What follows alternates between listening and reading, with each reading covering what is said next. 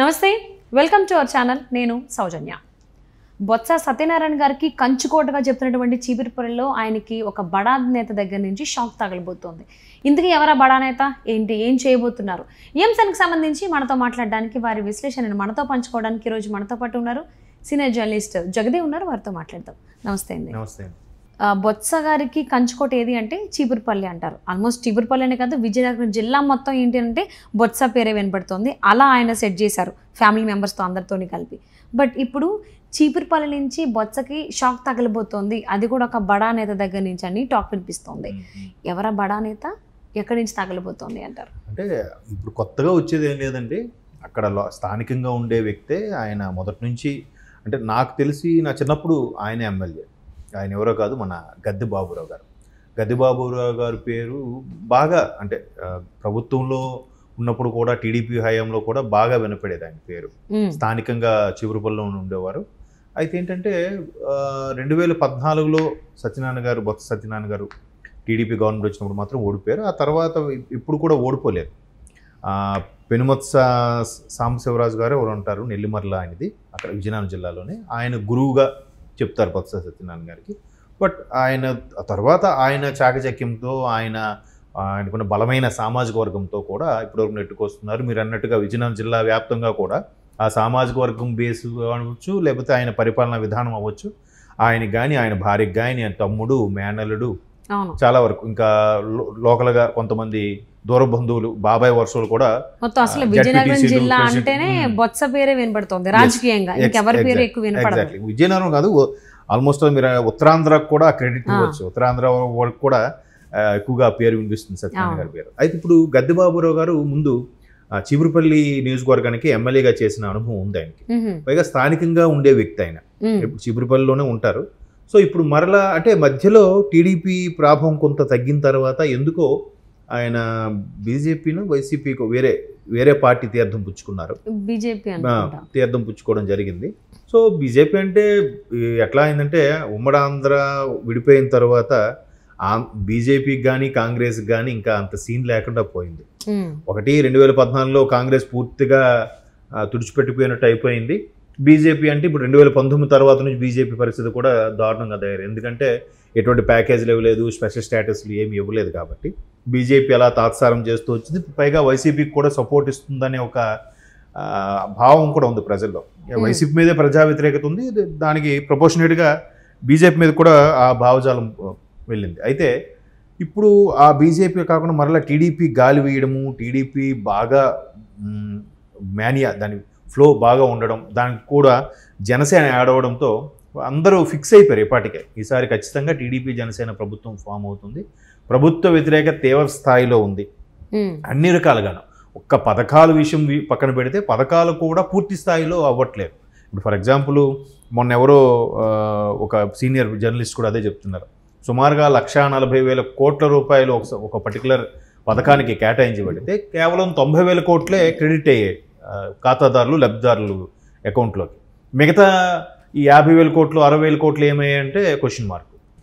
అంటే ఇక్కడ కూడా జనరల్గా అవకతవకలు జరుగుతుంటాయి, కామన్. అంటే ఓన్లీ పథకాలని బేస్ చేసి ఉండడానికి కూడా అది కూడా పాజిటివ్గా లేదని నా ఉద్దేశం. ఇంకా అభివృద్ధి లేదు, ఉద్యోగాలు లేవు, ప్రాజెక్టులు లేవు, వచ్చే కంపెనీలు కూడా నిలబెట్టుకోవట్లేదు, బయటకు వెళ్ళిపోతున్నాయి. ఇన్ని నేపథ్యంలో సొంత వైసీపీ వాళ్ళే పార్టీ వీడి టీడీపీలోకి వెళ్తున్నారు. బట్ ఆల్రెడీ టీడీపీలో ఉన్న వ్యక్తి, టీడీపీలో బలంగా అంటే ఆల్మోస్ట్ వాళ్ళు ఎవరెవరికైతే సోకాల్డ్ సీనియర్ నేతలు ఉన్నారో టీడీపీలో, వాళ్ళతో సమూజీగా అంత ఎక్స్పీరియన్స్ ఉన్న వ్యక్తి ఆయన గద్దె బాబురావు గారు. అంటే లోకల్గా మనకి చీపురుపల్లి, గరివిడి, కొన్ని విజయనగరం జిల్లాలో కొన్ని నియోజకవర్గాల వరకు కూడా మంచి పేరు ప్రఖ్యాతులు ఉన్న వ్యక్తే. అంటే స్థానికంగా ఉండే కొన్ని కార్యక్రమాలు నిర్వహించడం కానీ, అమ్మవారి సంబరాలు, చీపురుపల్లిలో జరిగే సంబరాలు నిర్వహించడం కానీ, ఇటువంటి విషయాల్లో ఆయన ఎప్పుడు ముందుండేవారు. సో ఇప్పుడు మరలా టీడీపీలోకి వస్తున్నారు కాబట్టి, పైగా టీడీపీలో ఉండే బలమైన సామాజిక వర్గానికి చెందిన వ్యక్తి ఆయన కూడా, గద్దె బాబురావు గారు. సో ఆ ప్లస్ అది కూడా ప్లస్ అయ్యే అవకాశం ఉంది.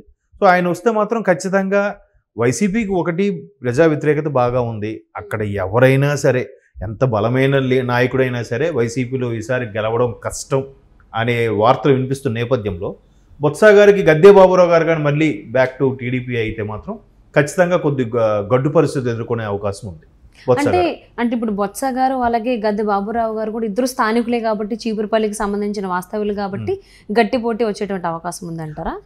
అంటే అండి ఇప్పుడు టీడీపీకి బలమైన గాలి వీస్తున్న నేపథ్యంలో గద్దె బాబురావు గారు స్థానికంగా ఉండే ఎమ్మెల్యే, స్థానికంగా ఉండే వ్యక్తే కాబట్టి బొత్స గారు చీపురుపల్లి స్థానికం కాకపోయినా చీపురుపల్లి నియోజకవర్గం చెందిన వ్యక్తి. అక్కడ దగ్గరలో ఏదో పల్లెటూరు, నాకు కరెక్ట్గా ఐడియా లేదు. బట్ తర్వాత ఆయన గెలిచిన తర్వాత మంత్రిగా అయిన తర్వాత చీపురుపల్లిలో స్థానికంగా ఒక ఇల్లు కట్టుకొని అక్కడ ఆఫీస్గా పెట్టుకొని ఉంటుంటారు.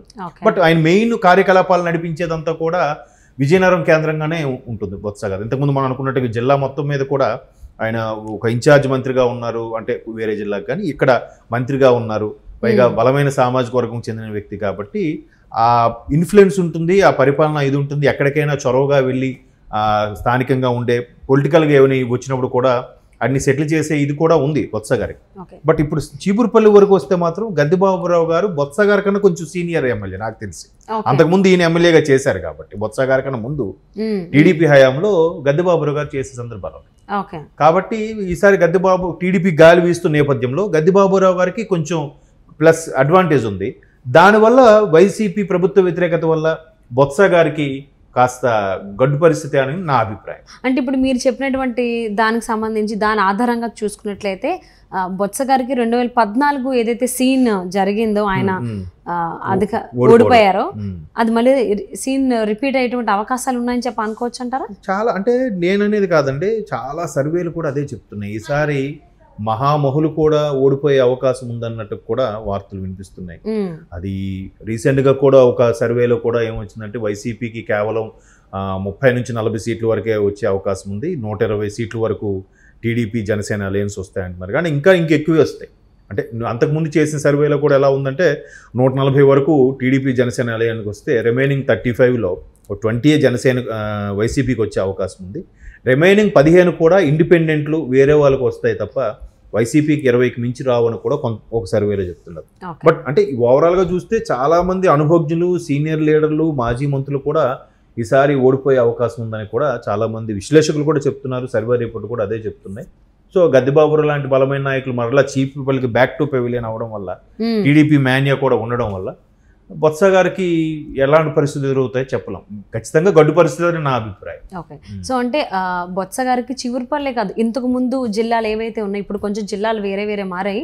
బట్ పాత విజయనగరం జిల్లా ఏదైతే ఉందో దానికి అంచుకోటగానే బొత్స సత్యనారాయణ గారి పేరే వినబడేది.